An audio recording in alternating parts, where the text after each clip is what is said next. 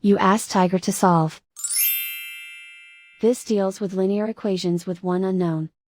The final result is x equals -4. Let's solve it step by step. Simplify the expression. Expand the parentheses. Multiply the coefficients.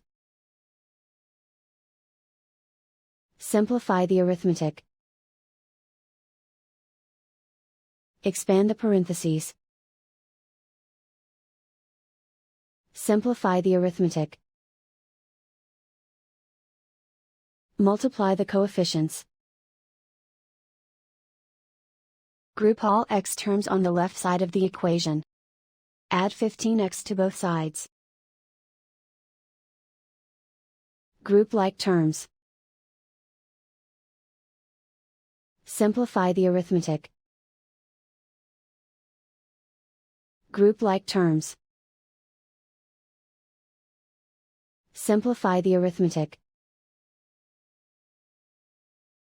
Group all constants on the right side of the equation. Subtract 14 from both sides. Simplify the arithmetic.